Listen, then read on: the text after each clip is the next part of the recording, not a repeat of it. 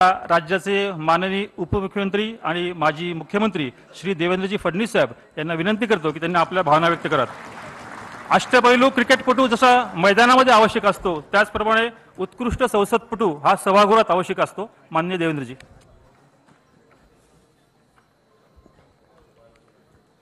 आपल्या महाराष्ट्र सरकारचे कॅप्टन एकनाथ शिंदेजी,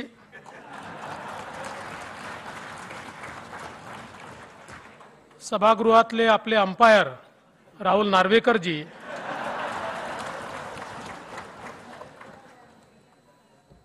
आपले वाइस कॅप्टन अजितदादा पवारजी, आता थर्ड अंपायर नाही म्हणतात त्यामुळे अंपायरच म्हणावं लागेल, डॉक्टर नीलमताई गोरेजी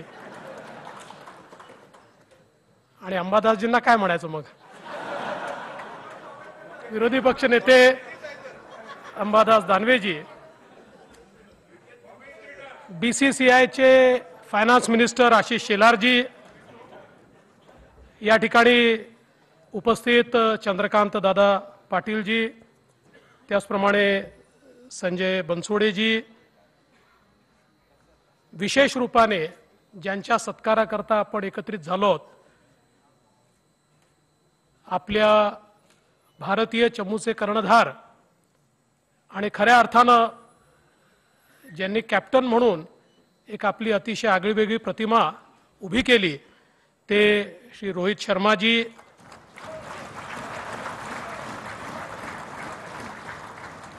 बॅटर आणि कॅचर असे सूर्यकुमार यादवजी, यशस्वी जयस्वालजी, शिवम दुबेजी,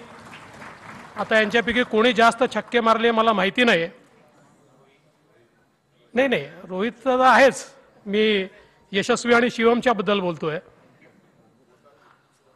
पारस मांबरेजी, अरुण कानडेजी, जितेंद्र भोळे, विलास आठवले, सर्वच मंचावरील मान्यवर, समोर बसलेले सर्व सन्माननीय आमदार आणि उपस्थित सर्व भगिनी आणि बंधूंनो, आज आपल्या सर्वांकरता हा अतिशय आनंदाचा क्षण आहे की ज्या अपराजित भारतीय टीमने T20चा वर्ल्ड कप जिंकला त्याच्या 4